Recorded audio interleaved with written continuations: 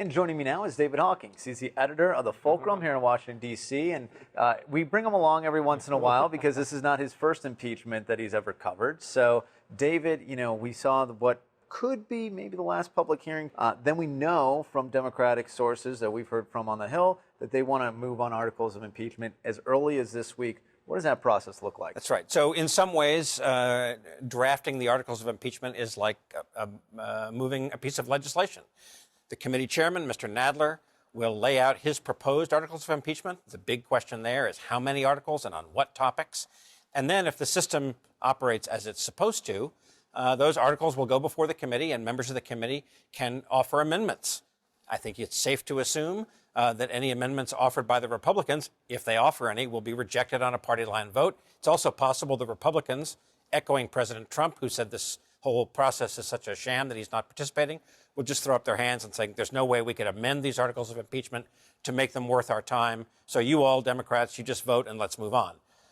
At the end of this amendment process, then the Judiciary Committee will take some historic votes, voting on each of the articles of impeachment and forwarding them to the House floor, where, if the schedule holds, we could have a debate before Congress is supposed to go home the weekend before Christmas. Right, and we made a lot about how December 20th the government runs out of funding. Right. Partial shutdown, that's what's at stake there. But Congress also has a lot of other stuff on its plate in addition to this whole impeachment. That's right, and they have not been totally idle. Some have said that actually all this focus on impeachment has allowed some bipartisan deal-making to happen on some other important things. 2 deals emerging this week. One of which is on a health care bill that would do several things. It would provide $5 billion over 10 years for rural health care. It would raise the age nationwide for buying tobacco products from 18 up to 21. And it would come up with this new system of arbitration if you get what's called a surprise medical bill. Generally, people who go to the ER and come up with these enormous bills because they saw doctors who were not in their insurance plan.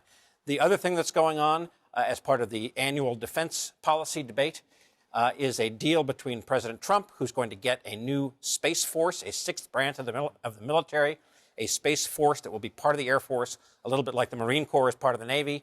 And in return, Democrats and progressives will get the biggest boost in benefits for civilian federal employees in about 3 decades, which is paid parental leave for up to a dozen weeks at a cost of about $3 billion over 5 years for any federal employee who adopts a baby or gives birth to a baby. So a lot of stuff going under the radar that probably will get a little bit more attention, but as we said, we have impeachment rules all right now. Right, and if I just may say that, Congress sometimes has a hard time doing more than one thing at once, and partisanship is very high, so even if these deals get finalized, it's not clear whether Congress could even agree to agree. Yeah, and plus that's why we got you, to keep your eye on all this stuff for us. So, David, thank you so much. For more stories like these, you can check out the Fulcrum at thefulcrum.us.